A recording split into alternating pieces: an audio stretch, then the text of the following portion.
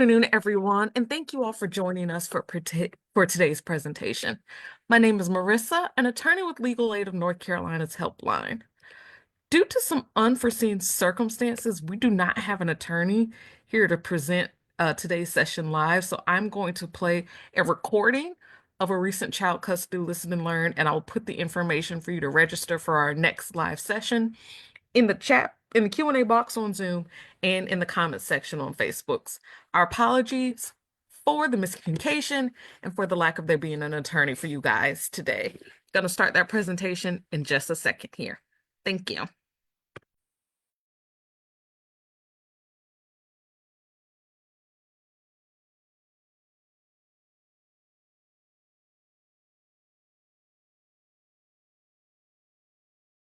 Yep.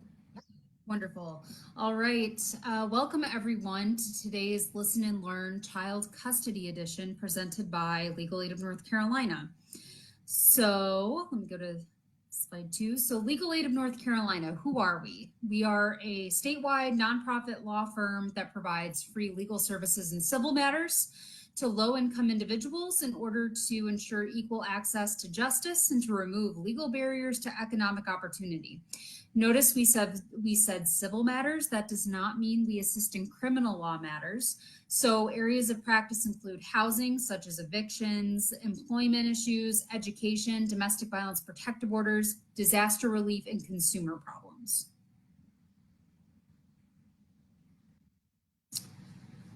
So we have monthly listen and learns for divorce, child custody, criminal record expunction, tenant rights, Social Security disability, Medicaid rights, SNAP, emergency SNAP, Medicaid eligibility, as well as healthcare power of attorney and living wills.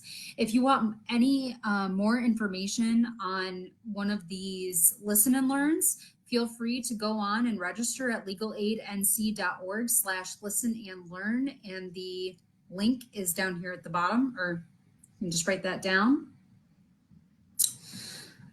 So what are we going to go over in this listen and learn? So we are going to discuss the way to file for custody today. Lance does not represent you. This is merely an information listen and learn session.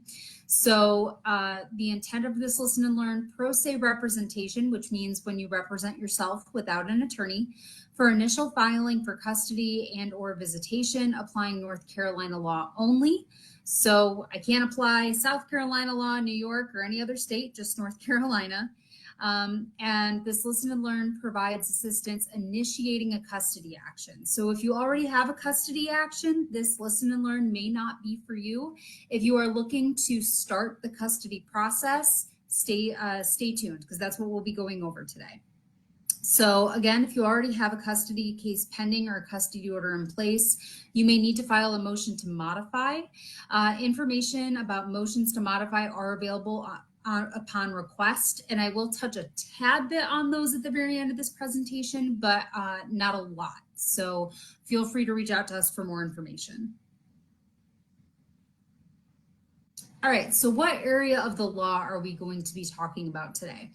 North Carolina General Statute Section 50 is our custody section of the law. So Section 50A speaks to child custody more specifically. 50-13.1 speaks to child custody and mediation. And so really the main takeaways that you need to know from these statutes are the legal standard for parents in order to show that you should have custody of your children, and that standard is the best interests of the child. Legal standards for non-parents, so either grandparents that are filing for custody for their grandchildren, or maybe an aunt or uncle or non-parent. The standard is to show that the current biological parents of the children qualify as unfit parents.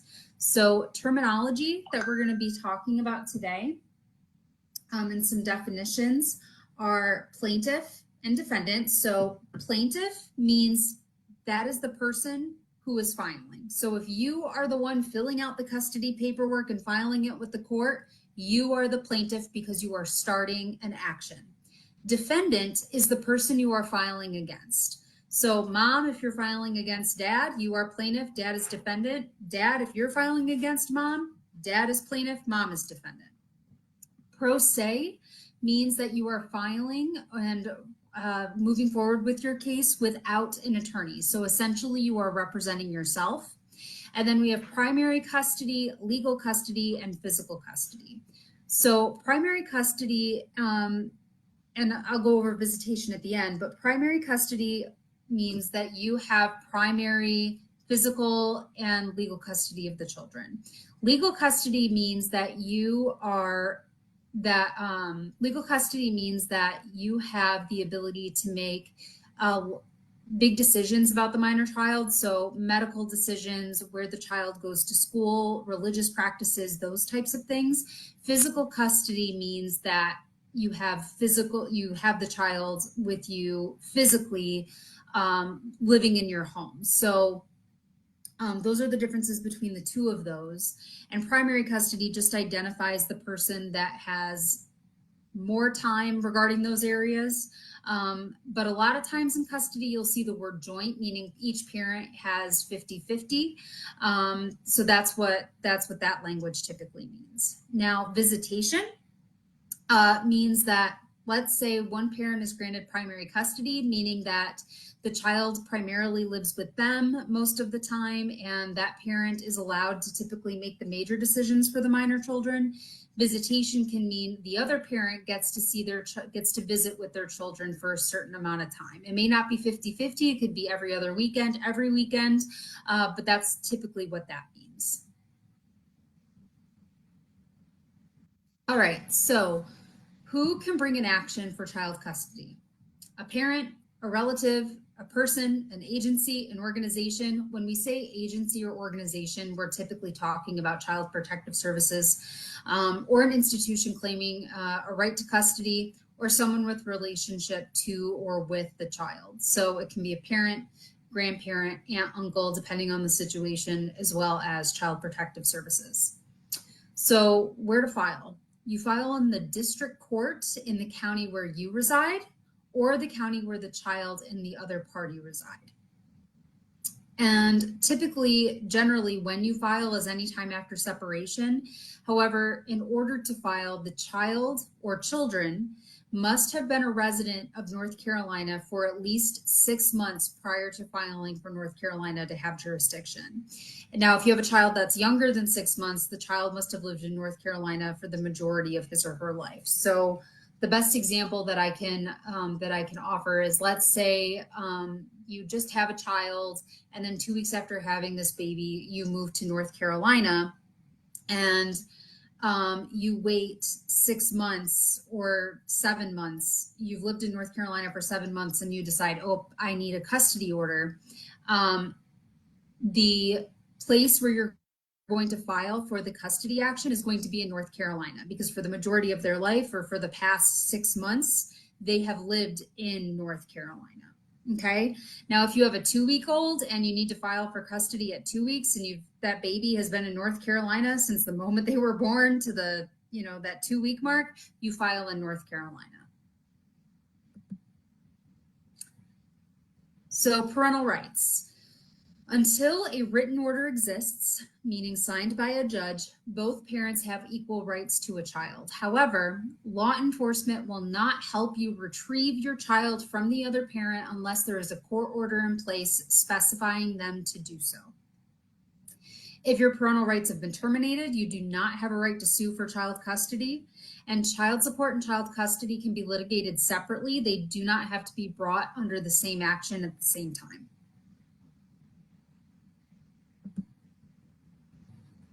So what are you seeking?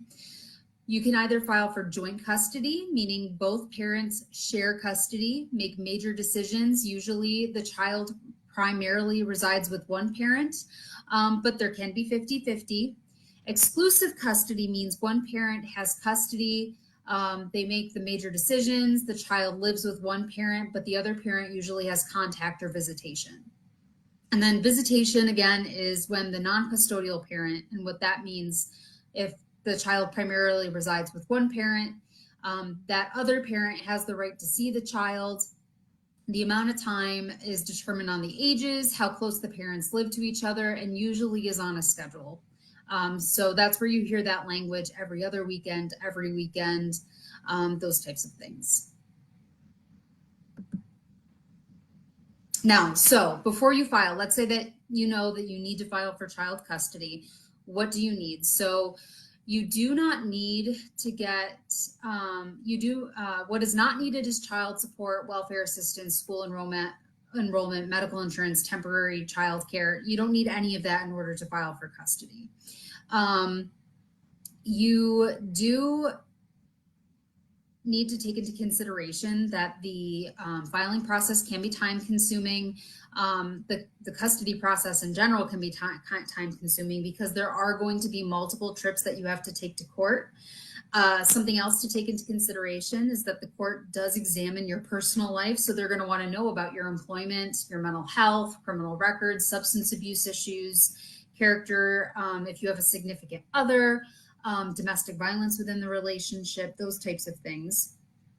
And if disinterested parents get involved suddenly, the court may make disagreeable orders. So that's all things that you want to keep in the back of your mind when you're getting ready to file. So we always say, do a self-evaluation before you get ready to file, because the court's going to want to know, are you employed?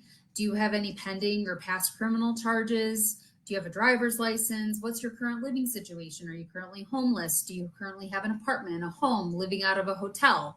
What's your mental stability? Are there any prior court orders regarding the minor child in custody? And are you looking for custody or visitation? So do you need a lawyer? That's the biggest question that we typically get. And so ask yourself the following questions. Will the other parent be cooperative or will they fight for custody, right? Is the other parent agreeable? Do they agree that y'all need something put in writing in order to follow? Or do you think that they're going to fight every step of the way? Is the other parent likely to get a lawyer? If the other party gets a lawyer, will you be able to get one? Now, you should get a lawyer if your custody case is contested and the other side has an attorney. So what does contested mean? Contested means that the defendant who you filed against either believes they should have full custody or doesn't believe that you should have the custody that you're asking for, okay? If they get an attorney, you definitely want to seek the advice of counsel, all right? And so, or after reading the entire packet, you feel you need help filing for custody. Maybe you don't fully understand the forms, or you're afraid that you're going to make a mistake or something like that. That would be the time that you might need to hire an attorney. But at least with filing, you can we're going to talk about how you can do that yourself today. And you can always file and seek the advice of counsel later at a later time as well. So, our roadmap for today is we're going to talk about completing the forms, what forms you need in order to file for custody, where to file those forms, how many copies you need, service on the defendant, and then mediation and what to expect in court. All right, so you decide to file for custody. What forms are needed? There's a lot of paperwork. You'll need a civil summons, a complaint for custody/visitation, a domestic civil action cover sheet, a Service Civil Relief Act declaration, Service Member Civil Relief Act declaration, affidavit as to status of minor child, and the optional form petition to proceed as indigent.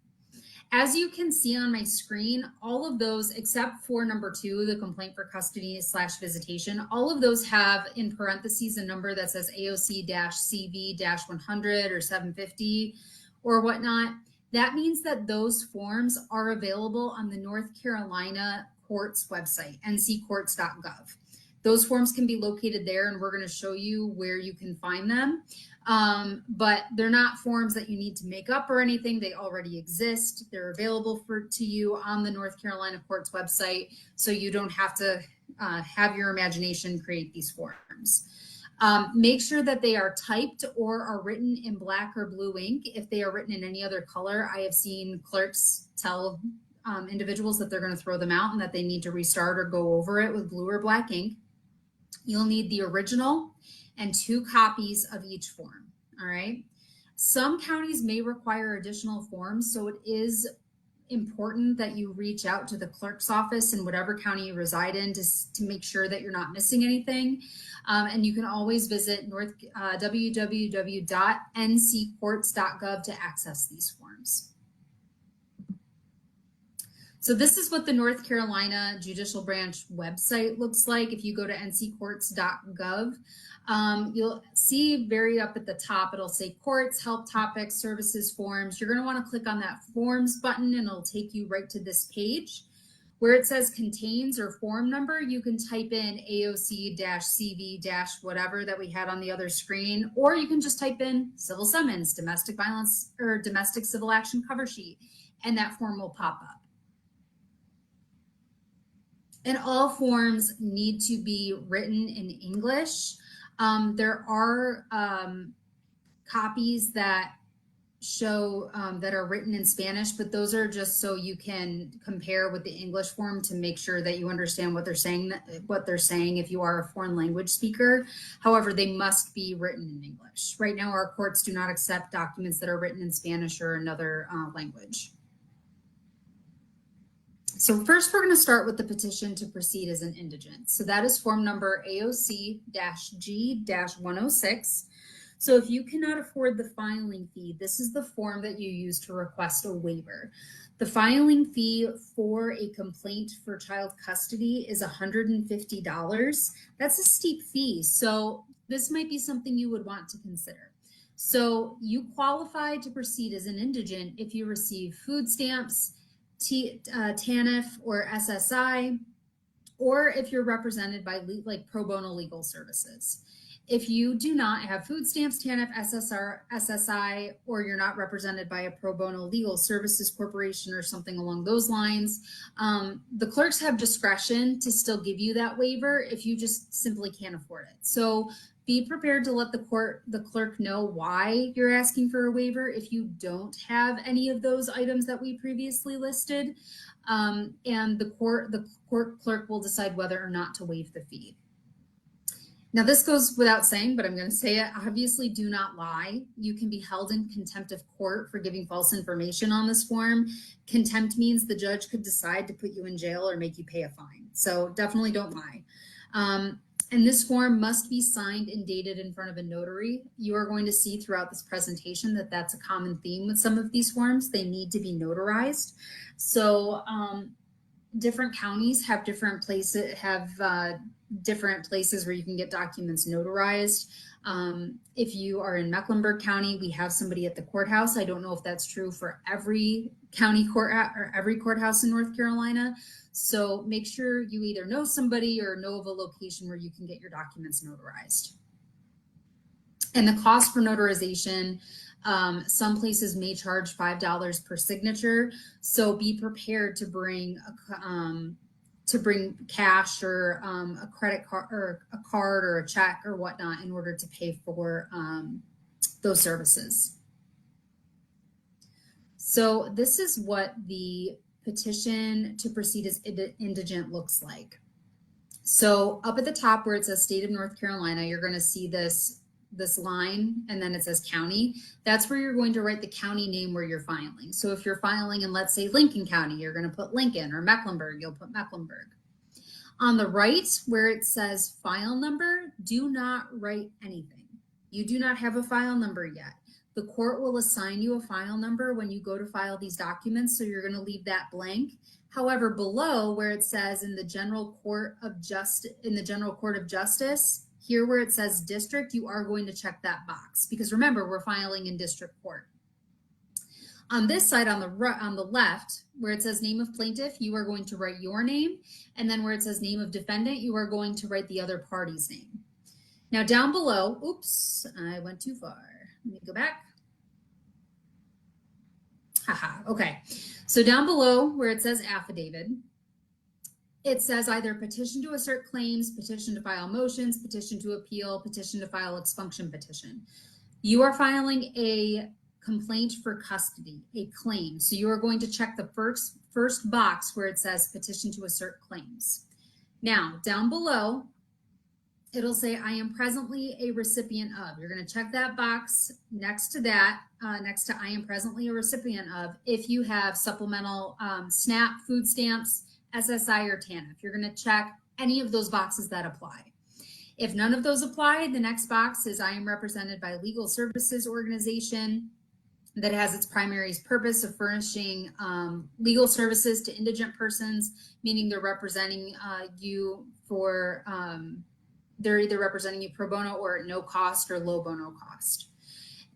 If none of those apply, the very last box says, although I am not a recipient of SNAP or food stamps, TANF, or SSI, nor am I represented by legal services, I'm financially unable to advance the cost of filing this action or appeal.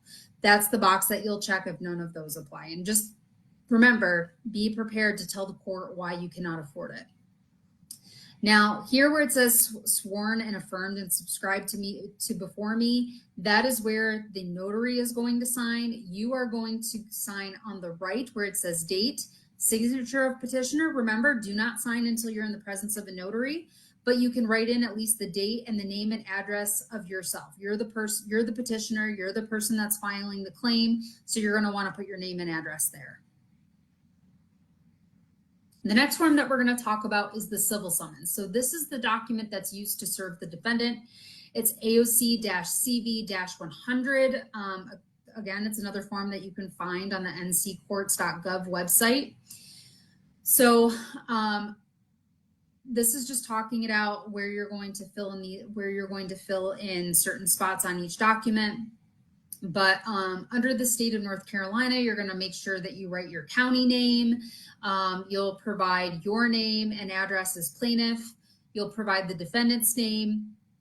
And where it says under to each of the defendants below, if you have one defendant, you're just providing one defendant name, one address. You're not making up somebody else. You're going to write the defendant's name and address. If you are a grandparent and you're filing, or a non-parent and you're filing, you have to list both mom and dad as the defendants. They're co-defendants. So you'll put mom's address on one side, dad's address in the other box. And the civil summons has to be served on both parents in order for you to proceed. So in the box that states name and address of plaintiff's attorney, if none address of the plaintiff, that means you're going to write your name. If you don't have an attorney, you're going to write your name and address again. And we have this form on the next slide. So if you're a visual learner, we'll go through it. You're going to need the original copy that you fill out and 3 photocopies. Now, in some counties, they provide like those transfer sheets. So it'll say that it'll have 2 yellow and 2 white sheets. If there's no yellow paper, you're just going to need 4 copies of a general civil summons. But yellow will be for the defendant, originals for the clerk, the white copy is for you. Again, that's only in certain counties. Otherwise, if you don't have those types of forms at your courthouse, just print off, like type it all in, print off 4 copies. Or print off 1, fill it out, get it copied, or you can print it out 4 times and write it 4 times. Whatever works for you. So this is what this form looks like. So this is the civil summons. You are only filling out the left side of the document. You are not touching the right side, okay? Again, up where it has the line next to county, you're gonna put the county you're filing in. We're still leaving that file number on the right side blank because we don't have that yet, but we can check the box that says district. Going back to the left, name of plaintiff, you're going to put your name, your address, your city, state, and zip code.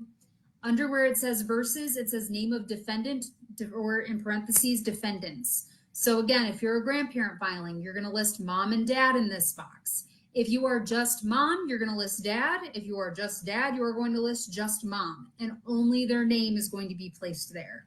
You are going to provide their address in the next box down where it says name and address of defendant 1. Okay. Now, let's say you're filing against the other parent, but you know that they have a crazy work schedule and they're not home a lot in order for the sheriff to serve them. What I would recommend doing is writing their name and their home address in one box, and in the second box on the right side, write the defendant's name again, and put their work address because they can be served at work. So that way, if you have the sheriff serve, you have 2 addresses for them to use.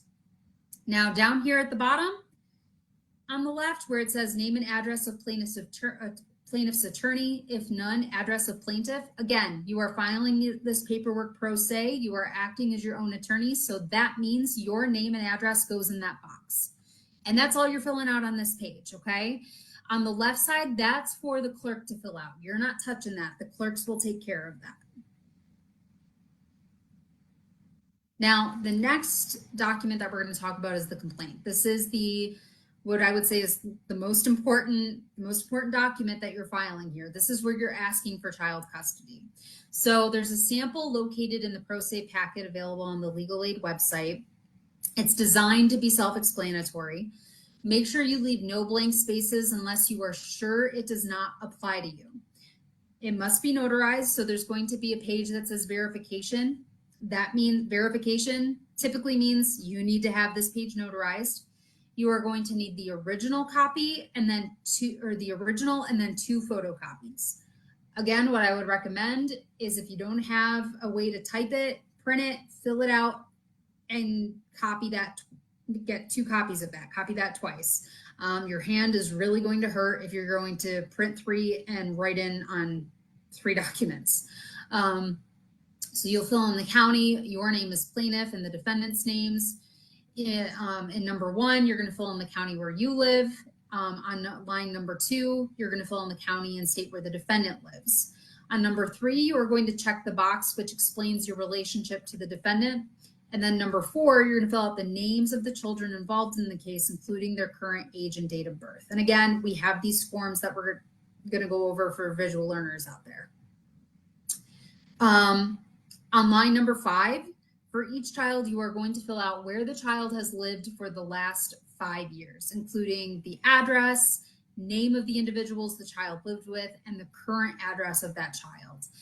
You're going to check the boxes, if applicable, concerning any other litigation or lawsuits concerning child custody of the minor. Sometimes we see that one parent that lives out of state filed for custody in that other state.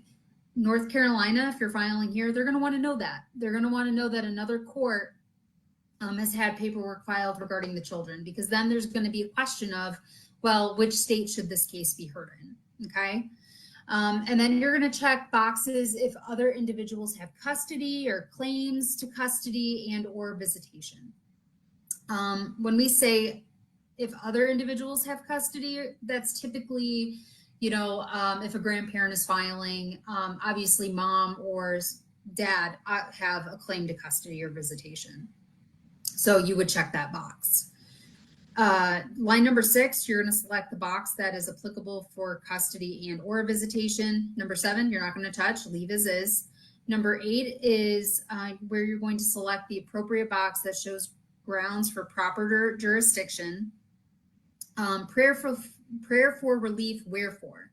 So under that section, you're going to select the box that is applicable for custody or visitation. Do not date and sign the document until you're before a notary. When in the presence of a notary, date and sign the complaint and include your printed name, phone number, and address. That's so the court can get a hold of you, as well as defendant's attorney should they choose to file one. The notary will fill out the information for the verification section. All right, so what does all that mean? Let's look at the complaints. So this is a complaint for custody or visitation that we have available on our pro se packet on Legal Aid website. And so we're going to start up at the top where it says state of North Carolina. Under that, county of, again, put the county where you're filing. I'm going to sound like a broken record, but next to it where it says file number, don't put anything. The clerk will assign that file number. Do not write anything there. Down below, on the line that says plaintiff, you are going to write your name because you're the person filing for custody versus defendant. You're going to put the defendant's names.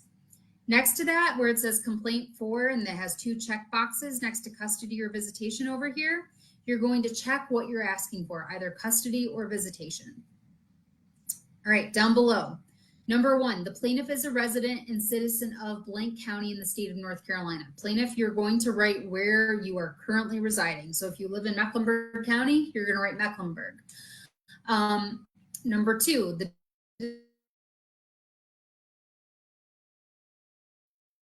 so if the defendant lives in union,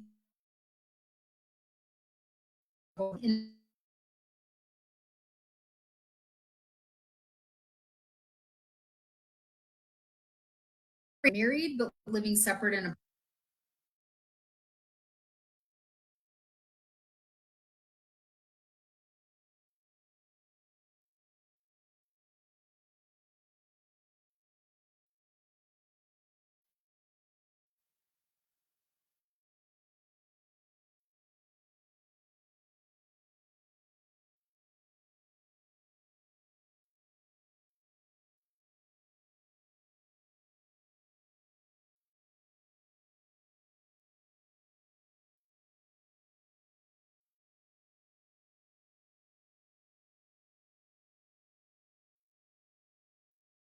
or have never been married. You're going to check the box applicable to your situation. Number four, the following children. So this is their birth.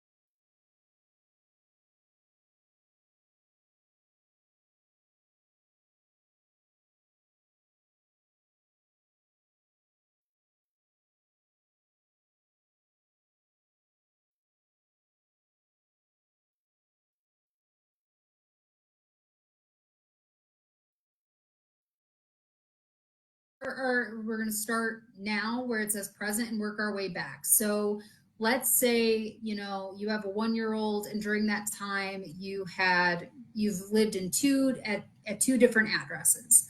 So you're going to look here on this first line. All right, so today you're going to start at the present time. You're going on the from side, you're going to list where you move, when the date that you moved into that current residence. If you don't know the specific date, you're going to put the month and the year. So child was born, you're living in Matthews, North Carolina. Let's say the child was born in January, you're living in Matthews, North Carolina. And then you move to Huntersville, North Carolina, when the child is 6 months old. So 6 months, let's say May, June, somewhere in there of 2024. But you've lived at that new Huntersville address from June till now, the date of filing. So here on from, you're going to put June 2024 to present. You're going to list the address where you're currently living, name of the persons lived with, if they're living with mom and dad, grandparents, whoever, and then the present address of that person, which is typically the same address that you have listed under the address box here.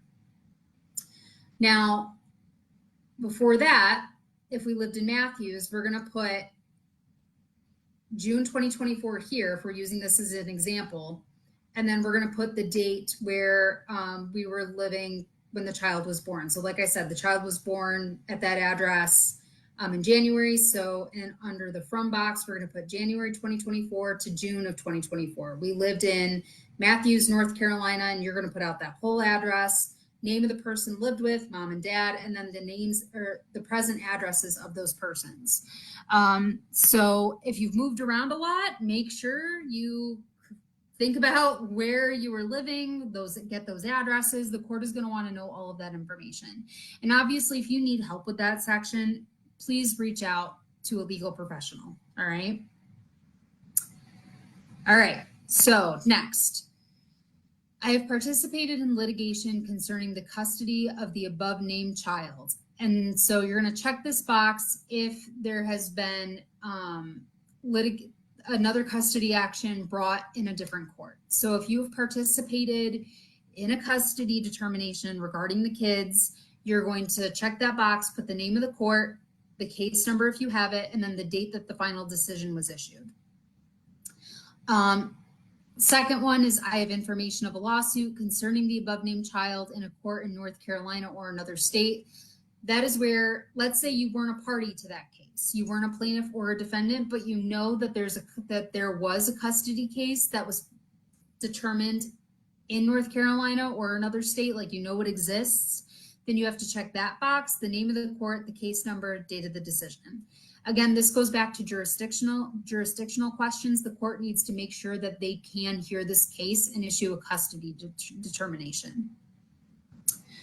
Next, you're going to check, I know of a person listed below who has physical custody, or claimed visitation rights with respect to the above named child, name and address of persons. So you're going to check that box if you know of somebody that has a claimed custody right, claimed visitation rights, or physical custody. Again, typically this is when a non-parent is trying to file for custody. Those are the boxes that are going to be checked. Second child, you're going to do the same thing. For the last 5 years, where have they lived? Okay. I missed a box here. Nope, I didn't. Yes. Okay. And you're going to answer the same questions as to whether or not you've participated in litigation concerning the custody of the above named children. So same questions as up here. Okay. So going down to number 6, parent is a fit and proper person to have custody of the children. It is in the children's best interest that the plaintiff be awarded. You're either going to check custody, visitation, both, whatever you would like. The parties have been on number 7. The parties have been unable to agree upon a custody and visitation schedule. Number 8. This is where you're going to let the court know that they can hear this case. So the children has or have lived in North Carolina for the past 6 months. If that's true, you're going to check that box. If you are filing on a child that is less than 6 months old, that has lived in North Carolina since birth or for the majority of their life, you're going to check that box. Now down under where it says, wherefore the plaintiff prays of the court, that's the section where you're asking for relief. That's where you're asking the court what you want. So you're asking for an order giving plaintiff either temporary and permanent custody or temporary and permanent visitation of the children listed above. You can check one of those boxes or you can check both. And then number 2, for such other relief as may be proper, just, and lawful. So you're asking for the court to, if the court decides to give you more than that or something else, that it's okay for the court to do so. Do not date and sign, but feel free to put your printed name as well as your telephone number, mailing address, city, state, and zip code. Wait to sign everything until you're in front of that notary for this verification page I'm showing here. This page is for the notary to fill out, all right? But again, where it says plaintiff signature, you are not signing and dating until you go in front of a notary. When you go to have these documents signed by a notary, please make sure you have a valid ID with you, all right? You can't have a photo of your ID. They're gonna want an actual photo ID, non-expired, with you. All right. Affidavit as to status of minor child. So this is form, sorry about that. All right, this is form AOC-CV-609. You have to fill out one form for each child involved in the court case. So if you have one child, you fill out 1, 2 children, you fill out 2, you get it. These forms must be notarized. And again, this is where you're looking to where and with whom the child has lived over the past 5 years. I know that you filled out this information in the complaint, but the court also wants it under the affidavit as to status of minor child as well. So this is what the form looks like. Again, we're not filling out our file number. We are filling out our county, name and address of plaintiff, name and address of defendant. Over on the right side, you're going to put the name of the minor child, their date of birth, as well as their birthplace, okay? And by birthplace, you don't have to provide an address. You can simply say the county and the state where they were born. Down below, you're going to put the history of where they've lived for the last 5 years. Once you have finished filling out this section, you're going to go down where it says, I further say that if you have participated in litigation concerning the custody of the above named child. So if you have been a party to a custody case that took place elsewhere or maybe even within the same court, you are going to check that box and you are going to fill out the information below. So your capacity as a participant, that means were you a plaintiff or were you a defendant? Were you not a plaintiff or defendant? The date of the child custody determination, so when that order was issued, the case number, the name and address of the court where that case was decided, and any details that the court needs to know. Down below, you'll check that box if you have information about a custody proceeding that you know about regarding the minor children. Examples of custody proceedings include divorce, domestic violence, a protection order, termination of parental rights, or adoption that is pending in this court or in another state. So you'll put the name and address of the court and any details regarding the case. So include a case number, describe the nature of a proceeding. So most commonly, let's say a custody determination was made in a domestic violence protection order matter. You are going to check that box, put the name and address of the court that heard the domestic violence protection order case. You're going to write the case number here and let the court know that custody was determined as part of a domestic violence protection order. The court needs to know that because custody determinations as part of DVPOs are only in place for a year. After that, they expire and you have to file for permanent custody if you want a custody order. So the court needs to be made aware of that. And then down below, I know of a person as listed below who has physical custody or claims to have custody. So anybody that claims to have custody of these minor children, either under a court order or not, you're going to put their name and address and check what they're claiming they have. Down here, sworn and affirm / subscribe and subscribe to me. That's where the notary is going to fill out their information. Next to that, you are going to fill out that information. Date, your signature, your printed name, and your relationship to the above named child.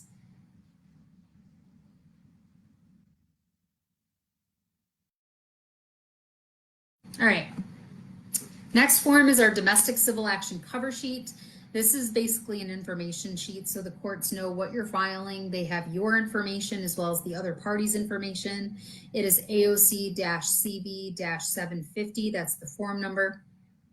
Again, under state of North Carolina, write the county where you plan to file. You are going to put your name and address. You will then write the name of the defendant. And you're going to check box yes next to the summons submitted section, and we'll go over the form next so you'll see what I'm talking about. Under the domestic violence civil action cover sheet, you are going to select initial filing because this is the first time you are filing for custody.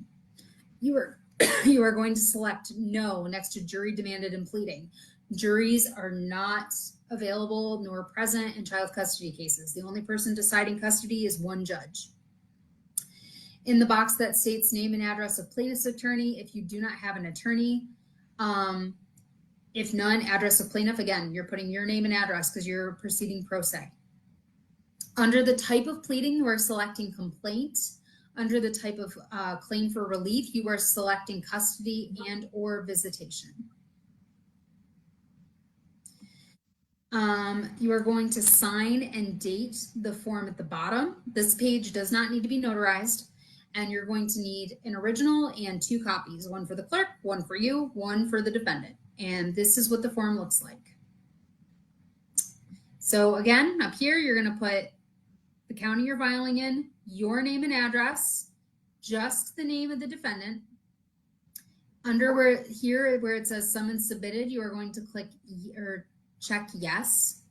On the left side, you're going under domestic civil action cover sheet, you're checking initial filing. And then where it says jury demanded and pleading, you are going to check no. And then there underneath that where it says name and address of attorney or party, if not represented, you are going to put your name and address. And then put your telephone number down there as well so the court can call you if they need to. Now, we're going to jump down to type of pleading. You're going to find the box that says complaint. It should be the 4th box down. It says complaint. And then claims for relief, you're going to check custody. Again, 4th box down, or visitation, it's the 2nd to last box. At the bottom, you're just going to date and sign. Again, this page does not need to be notarized. Custody mediation cover sheet. So These cover sheets are typically county specific. Your county may not require one, so this is something that you'll want to check either in the local forms of your county or call into the clerk or go to the courthouse to see if there's a specific sheet that they have to ensure that you're using the correct form. This form is used by the mediation office to schedule orientation and mediation session dates. You're going to fill in the relevant information, which may include items such as your name, address, date of birth, phone number, email for yourself. You'll put in the defendant's name, address, date of birth, phone number, and email, whether the parties were ever married, their date of marriage, date of separation, the name, age, and date of birth of who resides with the child in their relationship to you, and then you're going to sign and date the forms. So, cover sheet for custody mediation. This is what that looks like. So, plaintiff's information on this up here on the top half, defendant's information on the bottom half, and then you're going to put your marriage date, or if you were never married, you'll check that, separation date, and then you're going to put the name of the child, their age, their date of birth, the person the child resides with, the relationship, and then at the bottom you're going to sign. Next is our Service Members Civil Relief Act declaration. So our SCRA is a federal law which protects service members' legal rights during active duty. So it applies to members of the Army, Navy, Air Force, Marine Corps, National Guard on active duty. So the North Carolina Administrative Office of the Courts developed a form for the courts to become informed and to comply with the SCRA requirements, which means that there needs to be a search of a federal website to determine whether an opposing party is an active service member. This form is AOC-G-250. The form can be found here using this link. And then the SCRA, this link down here, the scra.dmdc link here, can be used to determine the federal military service status of your defendant. So the reason why we need this information is because if there is a service member on active duty, the court cannot enter an order until the court appoints an attorney to represent that service member. And if a party's on active duty, in most instances, the case will be stayed, meaning postponed until a later date. This is to ensure that the orders are not entered against service members who cannot appear due to their military duties. For instance, if they're overseas and can't be present. So if you're filing a new lawsuit in North Carolina, make sure to always complete and file an SCRA affidavit when you institute your action. If you do not file this document, a lot of times these filings are denied by the courts. We specifically see that most often in divorce cases, but also in custody. They will not accept your filing if you do not have this form. So this is what the form looks like. Up at the top, next to county, you're going to put the name of the county you're filing in. Beneath that, you'll put your name and address of the plaintiff. Below that, name and address of the defendant. Now, where it says declaration, all that information below. Number one, as of the current date, you are either going to check A, B, or C. A, I have personal knowledge the defendant named above is in the military. B, I have personal knowledge that the defendant named above is not in the military. Or C, I am unable to determine whether the defendant named above is in the military. Number two, as of the current date, you'll either check I have or have not received a copy of a military order from the defendant named above relating to his state of active duty. Number three, you'll either check you did use or you did not use the Service Member Civil Relief Act website, and the link for that website is listed there to determine his federal military service. If you are going to use the website, you'll want to check the box that says the results from my use of the website are attached. Your other option is to, if you do not use that website, which I would recommend that you do use it, but if you don't, you can write under number 4, the following facts support my statement as to the defendant's active military status. So for example, if you know that the party is not in the military, you'll need to state how you know that. So typically the court is looking for, I have known the defendant for 20 years. I know that they, or I've been married to the defendant, or I was married to the defendant for 20 years. I know that they were never and are still not a member of our armed forces or are not in the military, something along those lines. And then at the bottom, it says, I declare under penalty of perjury that the foregoing is true or correct. You are going to date, sign, and print your name. This form used to need notarization. It does not need to be notarized anymore. It just needs to be dated and signed. Once all these forms are filled out, again, you want you'll want the originals and 2 copies of each document you filled out. And once you have those, you're going to take those to the clerk's office. The original is for the court. 1 copy is going to be for the defendant. 1 copy is going to be for you. When you go to file them, you'll pay the filing fee there, or you're going to ask to have that petition to sue as an indigent be approved. You'll ask that the copies of the summons be issued by the clerk and have the sheriff's fee ready. I believe some sheriff offices do accept the petition to sue as indigent to waive their fee. Not all do, so you'll still want to have that sheriff's fee ready just to be on the safe side, and that is $30 to serve. And they typically accept cash only. Once you file these documents, the clerk will file stamp the copies of the summons or complaint and mark papers with file number. That's where you get your file number. And make sure you save that file number once you get it, because that's how you're going to stay updated on your case. And then it'll be used to identify your case. So if you ever have to communicate with the court regarding your case, they're always going to ask for that file number so they can see everything that's happened in your case. And you're going to want to put that on every document you file after filing for custody, initial custody, because that's how all your documents stay together in the same file. So how to pay. Remember, the clerk's office will not accept personal checks. If you do pay those fees, they must be cash or money orders. Some counties do also accept credit card.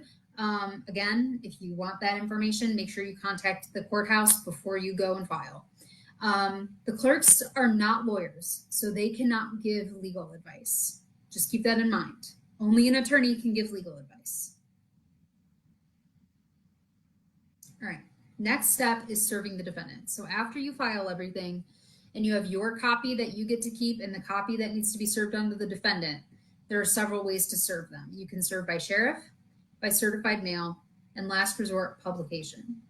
You cannot serve the defendant yourself. This means you cannot take a picture of your documents and send them to the defendant, and that count as service. You cannot email these documents to the defendant. You cannot go and hand a copy to the defendant. The clerk will not, or the court will not recognize that as service. They will only recognize service if it's by sheriff, certified mail, or publication. Your case cannot be heard without service. So you cannot move forward until the defendant has been served. So service by sheriff. This is when the sheriff's department goes out and physically gives a copy to the defendant or an individual that lives with them that's over 18. The cost is $30 per defendant. The sheriff's department accepts cash or money orders in the county where the defendant lives. So if you're filing in Mecklenburg, if you filed in Mecklenburg, but your defendant lives in Union County, you're going to have to take that paperwork to the Union County Sheriff's Office and ask for them to serve the defendant those documents. You can mail them. If you're close enough, though, I would drive them. It's just easier and it gives you peace of mind. But also call the sheriff's department where you are needing service to occur to see if they will accept them in another manner. Each sheriff's department is different. So just contact their civil division. You'll give a file stamped copy of the complaint and summons to the sheriff, and the sheriff will notify the court when service is effected, meaning achieved. Some sheriff's departments will tell you that they're going to notify you. So they'll fill it out and they may send it back to the court, or they'll send it back to you. If they return the civil summons back to you, you will then need to go and file that with the courthouse. Okay, so make sure that whatever address you put on your paperwork or provide to the sheriff's department, make sure it's up to date. Make sure it's an address that you typically get your mail and you're not going to forget about it. All right. Another method of service is by certified mail. So if the sheriff is unable to serve the defendant, you can take a copy of the summons and the complaint to the post office.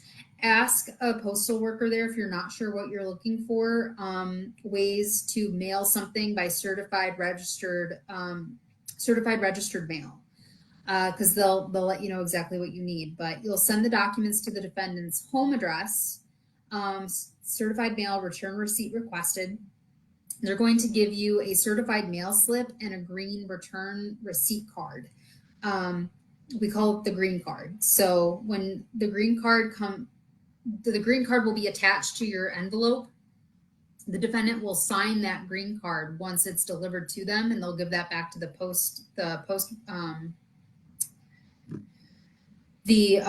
mail deliverer, and then they will then send it back to your address so you can file it with the court. So once you get that green card back, you'll fill out the affidavit of service by certified mail, attach the green card to that, sign the affidavit in front of a notary, make a copy for yourself, but give the original to the clerk. And so the affidavit of service, what that looks like is this document. So once you have them served by certified mail, you'll put in the county, your name, the defendant's name. Your name will go here, the plaintiff in this action.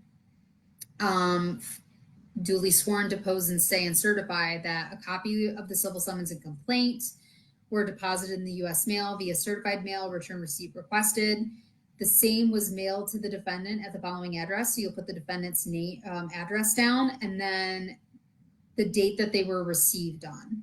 All right, and then this will be signed in the presence of a notary and notarized. So we mentioned publication earlier, and the reason why we don't do a slide on publication is because this is your last resort. So publication means that you can file a notice in a countywide newspaper in the county where the defendant lives, letting them know that a custody action has been filed against them. We say this is the last resort because the court will not accept this method of service if you have not tried the sheriff's department or certified mail first. Notice of publication is used when you do not have an address. You don't have a good address for a defendant. You may not know their address, but you know they live in a certain, they live in that county. So a notice will be placed in the newspaper once a week for 3 consecutive weeks, and then that will count as service. But if you are going to have to use that method in order to serve the defendant, please, please, please consult with a legal professional, an attorney, to ensure that you do this correctly. So after the defendant is served, what next? So once the defendant is served, they have 30 days to answer. What does that mean? They can either do nothing or make a motion for an extension of time, meaning more time to respond to all the allegations within your complaint, or they can file an answer with or without counterclaims. That means if they file with counterclaims, that means they're also asking for custody or visitation. So if there are counterclaims other than custody or visitation, make sure you consult a lawyer. Like if they're asking for child support or anything else like that, consult with an attorney. The case then is automatically set for mediation. So that's a requirement in North Carolina. If you filed for custody, you have to go to mediation. This typically happens at the courthouse. There's a mediation office with mediators that one will meet with you and the defendant and see if you can work out a custody agreement that you both agree with, then that you both would find acceptable. And the court will provide instructions for you and the defendant. So just keep an eye on your mail as well as your email, because sometimes they will send an email out to you. So specifically, what is mediation? So it's a process in which a professionally trained third neutral party helps parties develop an agreement for the care of their children during and after separation. The goal is to give you an informal forum to discuss parenting issues prior to trial. And typically how it works is there's an orientation session followed by informal confidential meetings with the mediator. The only document that leaves the meeting is the parenting agreement if one is reached through the process. So if you reach a parenting agreement, that agreement can become your custody order and can be signed off by the judge. So Here's an example for mediation. These are some standard visitation schedules that you can ask for every other weekend with alternating major holidays: Easter, Memorial Day, Father's, Mother's Day, 4th of July, Thanksgiving, Christmas, spring break, and 4 weeks in the summer. Some parents asked for that. The mediator suggests what to consider in making a parenting agreement. They don't tell you what you should or should not do. They are making suggestions. They're there to help you come to an agreement. They are not attorneys. They cannot give legal advice. So if mediation fails, let's say you go to mediation, you can't come up with an agreement regarding custody, ask the clerk, who is in charge of setting the hearings, to give you a hearing date and follow the directions from the clerk. You're going to file a notice of hearing and a civil calendar request. Again, this is different for each county, so make sure you check with your with the clerks to ensure that you're filing what you need to and what you and refraining from filing anything if you don't have to. But you'll serve the defendant with filed copies of both forms. You'll keep track of all dates, and please be on time. Judges hate it when you're late. Be on time. Make sure that you gather your witnesses who can testify as to your ability to care for your child, and evidence that supports your claim that you're providing the best home for the child prior to the hearing. All right. So this is a calendar request or notice of hearing. And again, this is different for each county. So make sure you chat with the court clerks. But this is an example of one where you're going to fill out just the caption. And then you'll ask the court for a hearing or trial date. Don't put in any date because the courts run on specific schedules. The court will provide you with the dates that you need, as well as your assigned. You'll know who your assigned judge is, but just don't fill in a date. Let the court do that.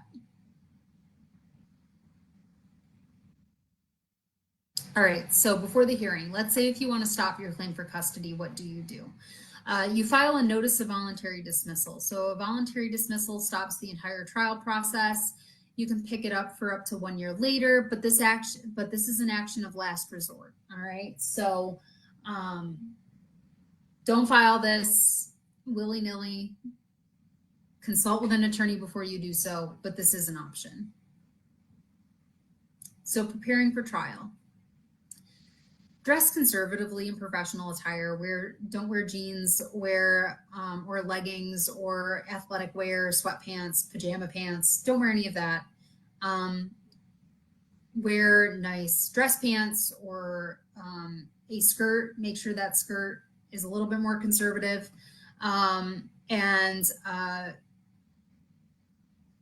Just don't show up looking like you just rolled out of bed. All right, dress in professional attire. Make sure you're on time or even a little bit early. All right. No drugs or alcohol before or during trial. This is a big one. I have been in court when a party has shown up smelling like marijuana. The judges notice. They will call you out on it, and it is up to them to decide whether or not they want to address it, but you could get arrested. So especially if you drove. So please be sure that you refrain from any drug or alcohol use before or during trial. Always tell the truth and try to maintain your temperature and composure. Like, I understand in trial you're talking about your kids, right? These are the most important beings in your life, and the other party may be saying some not great things about you. Remember to be cool, calm, and collected. Do not interrupt the other party while they're talking. The judge will give you time to tell your side of the story and to address any issues that the other party has brought up during their testimony. You'll want to speak clearly, make eye contact with the judge. Remember, there's no juries in domestic cases. I highly recommend bringing a notepad with you in order to take notes while the other party is testifying. So that way you can tell the court your side of why you want custody, why it's in the best interest of the minor children for custody to be granted to you, and then address the issues that were presented by the other party during their time to talk to the court. And again, do not interrupt the judge. Do not interrupt the other party. That's an easy way to make the judge upset. The judge will give you time to speak. Just be patient. Wait until the judge addresses you directly. But going back, also preparing for trial, we talked about way back at the beginning of the presentation about the standard being the best interest of the child. And so to just give you an idea of what the court is typically considering regarding the best interest of the child. So they are looking at what does the stability of the child with a parent look like? The parent's employment history, childcare arrangements while that parent is at work, conditions in the home environment, whether a party uses drug and alcohol, drugs that are alcohol, is it considered drug and alcohol abuse? What is the mental and physical health of each parent? Are the parents able to encourage a relationship with the other parent and co-parent? Are there siblings involved? The court will consider the mental and physical needs of the child specifically, or if the child has special needs, religious development, education, domestic violence perpetrated on another parent or the minor child, or child abuse, developmental interests or extracurriculars activities of the child. And in some cases, if the child is over the age of 11, the court may, and I say may, not will, but may, take in what the child wants. But that is typically what the court is looking for. You're not going to go in there and bash the other parent. That's not what's going to happen. You're going to go in there and provide points on those items that I just listed. That's what the court wants to hear. Okay.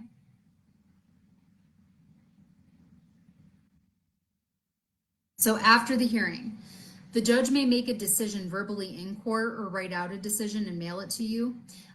You will always get, if you're filing for permanent custody, when you get that permanent custody order, the judge will verbally make their decision in court, but you will get a paper copy of that order. It will be mailed to you.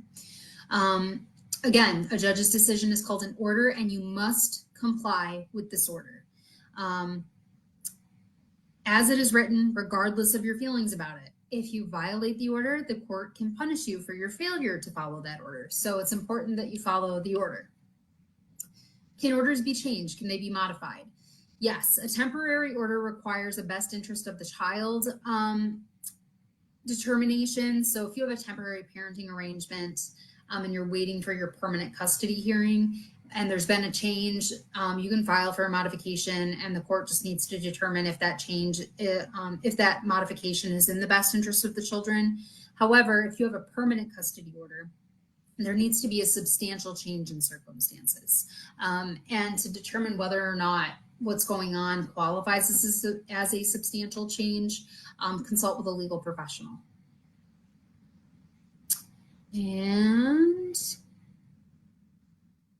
good luck. So our Legal Aid of North Carolina's helpline is listed here, 866-219-5262. And you can also find us at www.legalaidnc.org. You can also, if you would like to talk to an attorney or try and hire an attorney, you can use the North Carolina Bar Association Lawyer Referral Service. Their number is 919-677-8574. You can also go on their website, northncbar.org. You can get a 30-minute consultation with an attorney for $50. I also know that some county bar associations offer something similar. So if you use the North Carolina Bar Association's lawyer referral service and don't come up with anything, always check in with your local bar and see if they have any resources. But otherwise, that's all I got.